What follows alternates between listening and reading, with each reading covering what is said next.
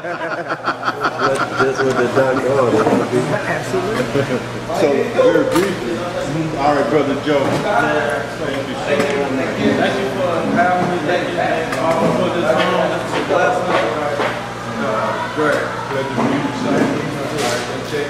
A little bit more about the pitfalls of Sravana, which is probably a paradox, to say the least. And one of the things that makes Sravana and satsang and those kind of things possible to become pitfall is that we become content with that, or rather what we do is assume that the accumulation of satsang and the Sravana over time will automatically translate into self-realization. And what you're doing in effect is that you're pushing self-realization in the future. Anything you put in the future is untrue. It's an illusion. When you enter into your Sravana, of course there must be manana. There must be the intention to realize what the teachers are telling you. You see?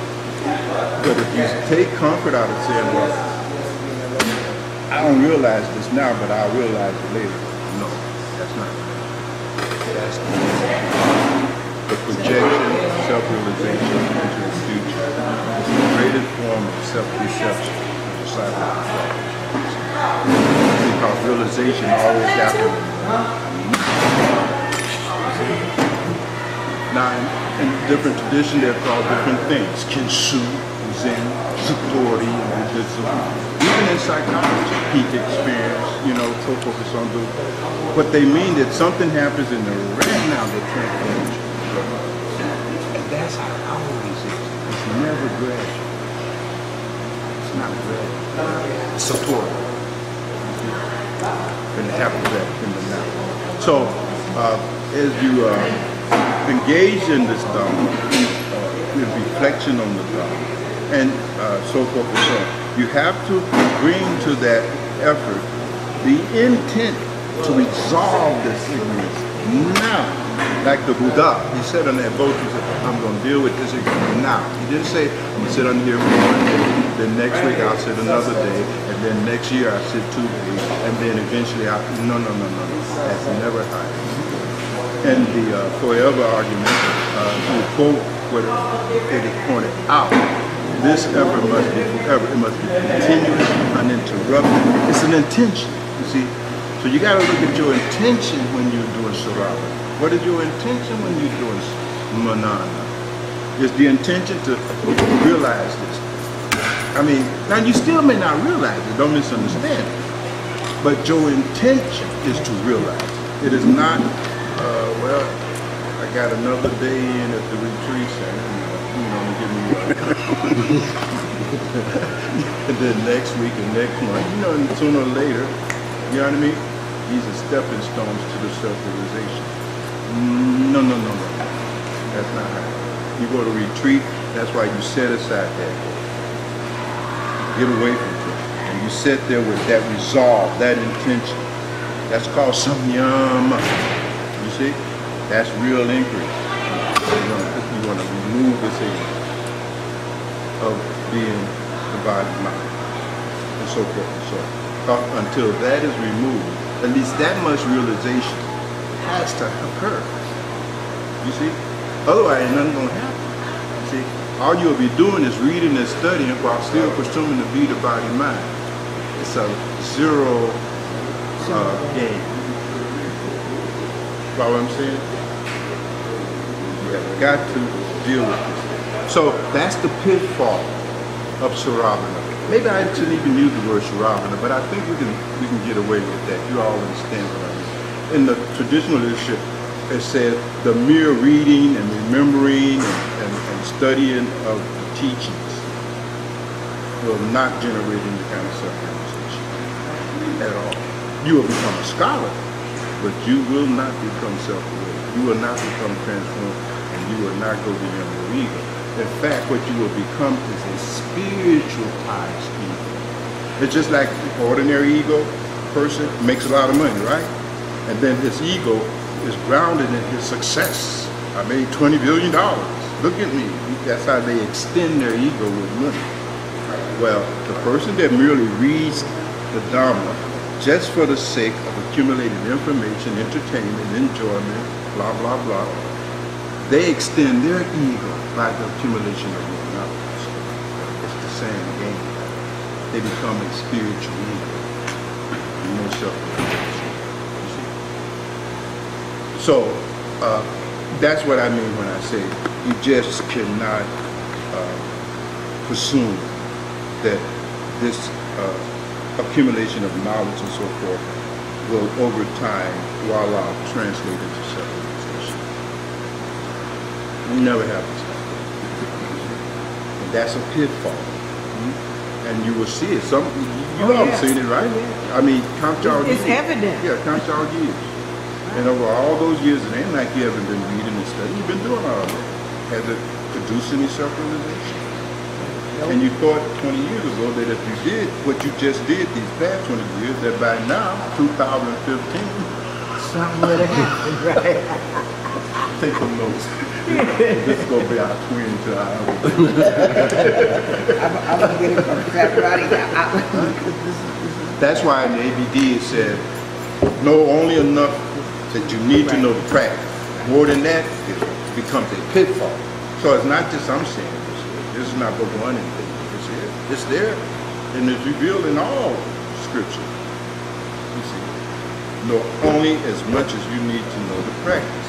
And at some point, you got to start reading all these books, reading all the scripture. You got to even start thinking about it. You got to even start thinking about it. Now that's rap. Are you with me? Think about it. How long can you Sravana on a given day? You can only spend so much time reading. You see my point? Right? You can't spend 24/7. So what you do when you're not reading is you simply fall back into your original position. Right, you see? One step forward, 12 steps back, one step forward, 12 steps back, one step forward. You see? You are able to, that way, slip in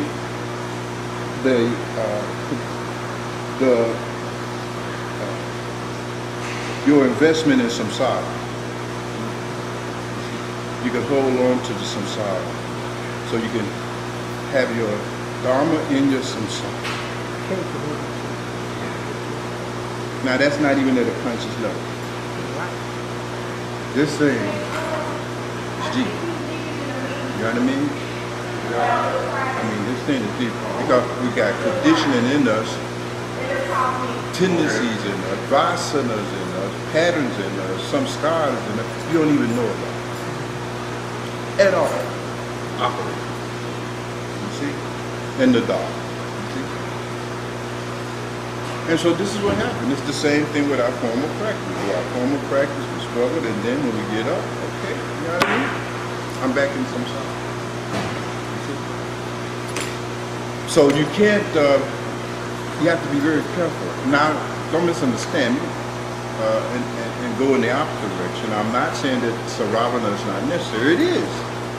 But it's got to be done for real, with a real intent. You know what I mean? It can't be done when I'm going to read this here. I don't understand it. Now let me go to the next page. I don't understand that either. Let me go to the next page. Oh, I don't understand none of this shit. I'm finished with the book, Bhagwan. I mean, what kind of shit is that? That's not Sravana. Right? True? It should be, I understand it. Eureka. That's what I'm looking for. Where's your Eureka? Give me some Eureka. You follow me? Nah, I don't know. What are you thinking? That's the typical cool movie. Sorry. But do you all understand what I'm saying? So do Sravana. but do real Sravana. See my point? Really be intentional. Really sit there. Set aside the time. You see? While you're doing your Sravana, don't be thinking about what you got to do 2 hours from now, because that's going to distract your attention and your focus on the Sravana, your mana. You follow what I'm saying? All right? You got to clear the space. You got to treat that just like you treat your meditation. All worldly concern off the table now. I'm trying to understand it. It's almost like if you are remember, Bilal, we went to real estate school and they give us this crash course, right? And after so many weeks, you got to know all this stuff about real estate to pass the state exam, right? And so when you going through that stuff, I'm really trying to learn this stuff. Why? Because I'm gonna be tested. You see my point? I was looking at that too. Yeah, you're gonna be tested. You work harder to get a grade. I mean, you're really applying yourself just to get that to pass a grade. Then you will for something that could change your whole life. I know I would be afraid to go into class and not, unprepared. Right. And to tell them that I didn't understand. Or to start talking about an assignment that the teacher didn't even give me. Things like that. I would never do that. Right. Yeah. Because I got to pass this way. Right. You see the need of it. You see, that's something that came up in the cooler meeting too. When we don't realize our condition and know that we need something, we don't put the same energy in it. But when we know we need something, that's a whole nother the level of moving towards it. Because you know you need it. You know what condition we are in. Right. And I confess that, at times I do that same thing. And I think about that. And I work hard, to get, to pass this class than I did from, an assignment or some consideration, that was given. And I understand that. So I'm It's all your fault. Mr. Bear is getting closer to winning the state championship. He's down in Rockford. Well, tell I'm bringing us some food, so Who is that? I want to test this. He getting closer to winning the state championship? I'm looking out for part 2. Yeah. Tell him, Bear. You mean Sean? Yeah, Mr. Bear. In any case, so you see, when we were in school, we were even more intentional in our studies. Because you knew you're going to be tested and you have to pass that test in order to get what you wanted. Yep. Your degree, the job, the Yep. raise, or whatever it is. Yep. Right? But when you consider whether you are or are not the body mind, and it tells you that you must transcend this presumption and belief of being the body mind, you don't see none at the end of the rainbow for that work. There's no intention. Who gonna test me? Intention is You ain't missing. gonna test me see if I'm the body mind. That's right. Right. That's it. You know, We got to change our yeah, but that's way out in the future, because that's why we don't take death for real, because it's out there. Yeah. And anything out there don't feel real. Yeah. Because it ain't real. For real. It don't exist yet. Right? So you don't respond to it. You ain't a fool. It's not right. Not Not in that respect. You got some discrimination. That's way out there. You see? So it's all wrapped up in that anti-current guy mechanism. Well, yes, you can say it like that, but then it's the physics, that's the math. Here's the heart. You have to understand this from the heart, not the metaphysics. Because you already understand the metaphysics of it. Right. That ain't made a bit of damn difference. Right. True? Absolutely. Got plenty of metaphysical knowledge, but it don't make no difference. It's heart knowledge. You see, jhana. Jhana means realization, not information. Jhana. You see?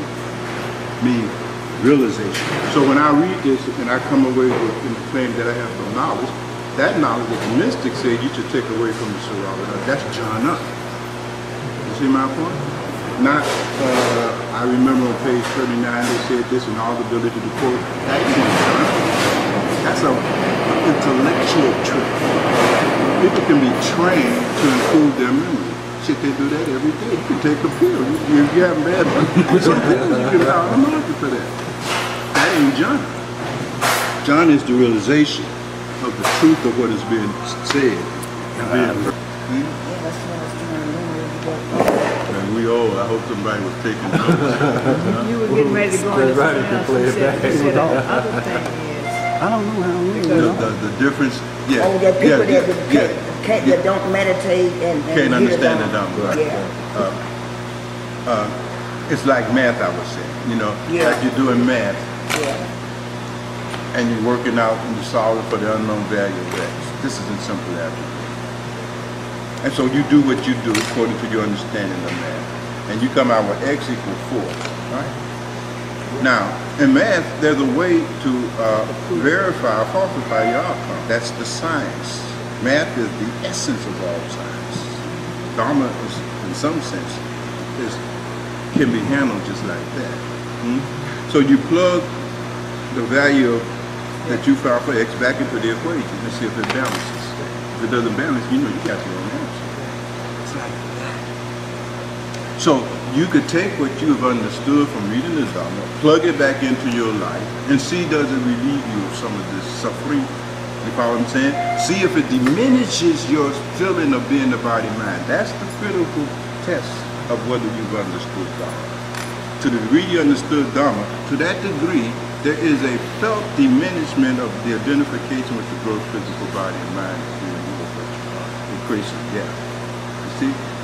You have just verified that your understanding is effective. If you say I've understood it and the feeling that I am the body mind is still as strong as it was before you even read the damn chapter, then you really have not realized the truth of what you need.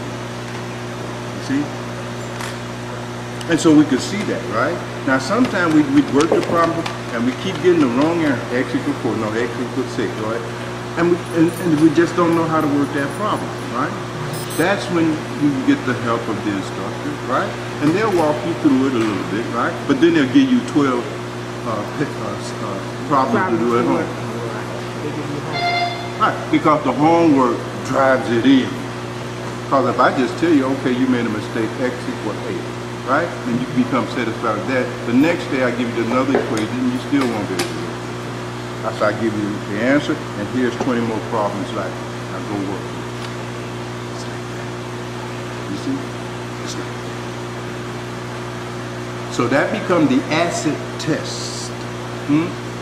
The most ultimate sign that the transformation process has begun to occur in our case. It is the diminishment of our identification with being this body and mind. You want to take some home? Take some home for the kids? Yeah. Then I get you off the table. I don't care who you take home. She said you was ready to I thought she was going to say, you ain't got no kids. Thought you were busted, right? I didn't even do it. So you see how this goes? That's the test. That's the test. Even if you say, well, I'm understanding this here because now I can follow the duty, right? Yes. Right? Because there's suruti, yukti, blah, right? So he said, yeah, I can understand the Sanskrit, understand the argument. Yeah, it's true. You know what I mean? I believe what so-and-so is saying. Yeah, it makes sense. I got the yukti, right? But if that yukti has not changed the anubhava, the actual experience you are having yourself, then the Sravana is not deep enough. There's some error in the yukti. More manana has to be done. More work needs to be done. You see? And that way you can never go wrong. You can never get deluded. You see my point? Now we look for progress in our meditation mostly on the basis of whether I'm going to see something, hear something. And I suppose in some superficial way, yes, that's sort of like progress, at least in consciousness. You know what I mean? But to get concentrated is still not realization, it's just concentration, it's all right, you see?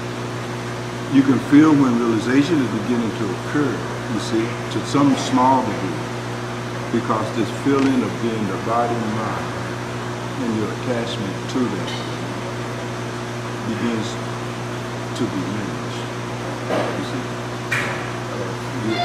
You're able to move more into that witness. You see? Now we all know this intellectually, and that's good. That prepares you to now test. You see? To test daily and see. And that's what Maharaji All Saints said, set your life in the palm of your hand and examine yourself and see to what extent you still a victim of anger, lust, greed, attachment, vanity. Because all of those clashes are directly the result of identification with the gross physical body. That's all clashes are. You see? Because when you get angry, it's because somebody did something to me. Well, who is that me? It's this. And the image I have of this. You see? And you're messing with something that I feel belongs to this, the mama car. Are you with me? That's all it is. So it's greed, you know, and every other of those negative things.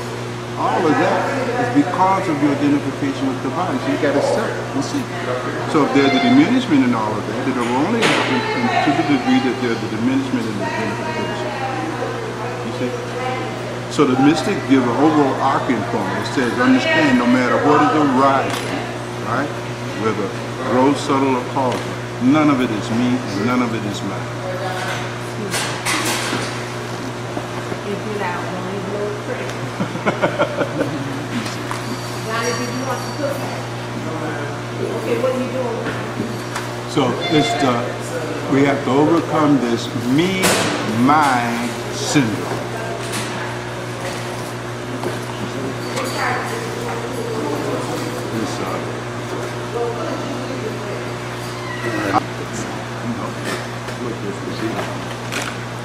Get EJ up. She's gonna fix it. You want chocolate chips? Doesn't matter. Just mix them.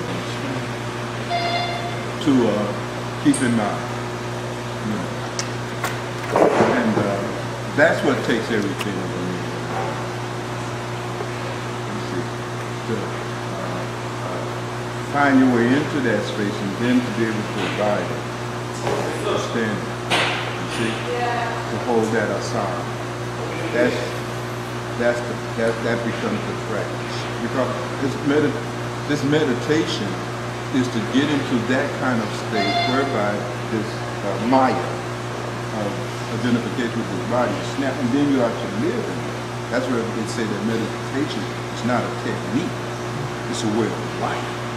Now we usually get that twisted, and we think it's a technique.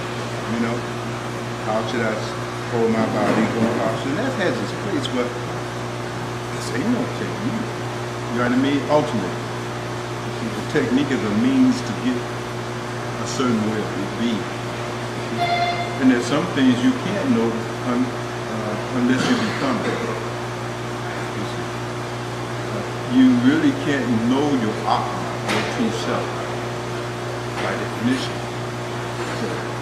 It's not an object.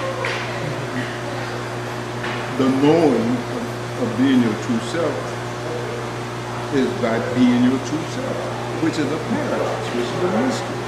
So logic collapses here. You know what I mean?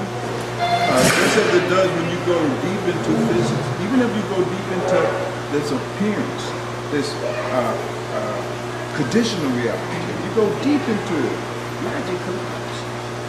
I mean, if you go deep into what this is, you know what I mean? It won't make any sense to you. It will go way beyond logic. Because the deeper you go, the more you encounter nothing.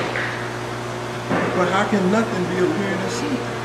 How can this be? You follow me? How can nothing, from a quantum mechanic, have weight, height, volume, mass? How do you explain that?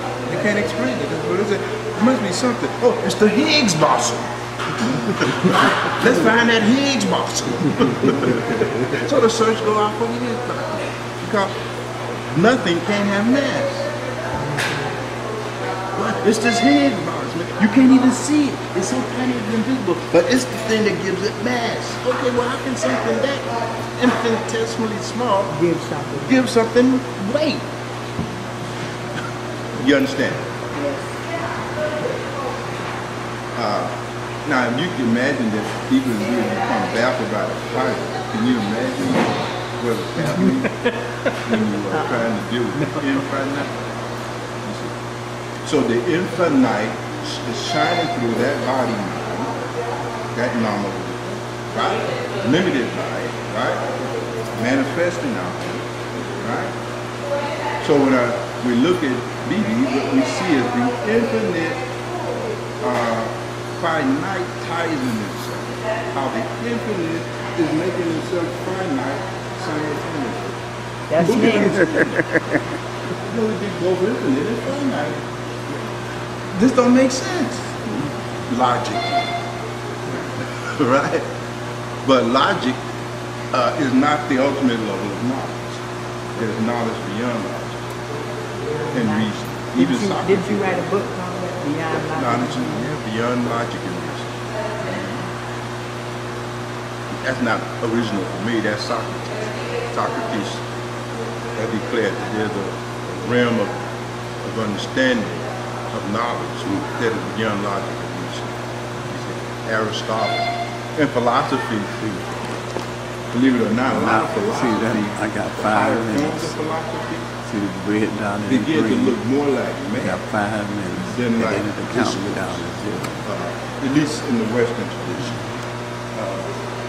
So they have what we call the 19 rules of Aristotelian logic. It's just like man.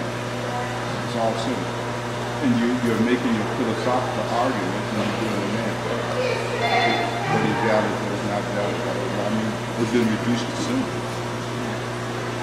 That's why math is the best means of describing what you see, tasting, feeling, hearing, blah, blah, blah. Math gives you the best description. It's better than a picture. I mean, if you really want the most accurate description of what's in this scene here, it's a map. You know what I mean? There's an equation. The shape of those leaves, that's where body is. You know what I mean? How the plants, how they maintain balance. How you wonder, how do a tree stand straight? It's trying to walk.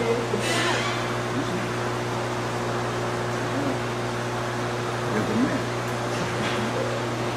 So, it's just that these things are so far beyond the ability of the finite to comprehend. You see, that's why the mystics say, you're going to drive yourself crazy. Okay, you just understand enough. Understand enough. Now that enough may be a lot though. see, this is the trick here. The enough may be a lot because it's individual.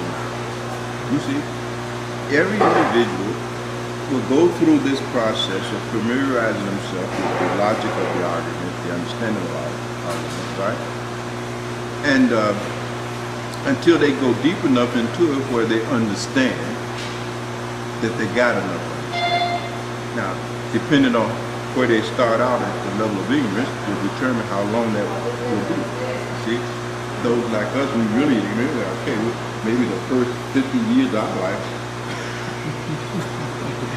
it ain't gonna take us that long to erase our ignorance. Because shit, we black people, we starting off for 500 years in the deficit. Yeah, we've been in these Baptist churches, these rotten ass inner city schools.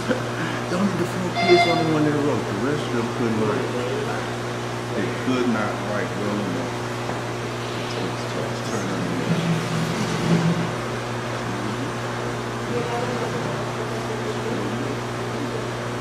So these are the kind of things that we have to factor in. But I've gone off on a whole completely different tangent. I got 2 minutes. It's down to a minute or two. 2 minutes. So we can wrap. Okay, so I'm sure that you'll get a chance to revisit some of this down the road. today we were here, tomorrow we may not be here, so hey, at least we got eyes in it. That's what it is. I was telling talking to Sravana about the law of impermanence while we were driving here. Yeah. And that's why I love that quote. You know what I mean? Put in the word. You know, practitioner. Yes. And that, Yes. when you think about how uncertain your destiny, Yep. You have time for anything else but besides the gun. but you just let that sink in. It's just to get started. You know what I mean? It breaks through, but you gotta really, Right. you know, really get it and feel it. You know, there's some truth that you have to feel. You know, the truth. If I'm only able to excavate the truth in the Dharma, no deeper than my intellect, I ain't gonna feel it. I have to be able to excavate the truth from the Dharma to the point that it hits my head in the heart. Then what happened to me is what happened to a woman. There's some stand straight. You know what I mean? Something blues, right? Or you get drunk. You know what I mean? Start spinning around. But because, believe it or not,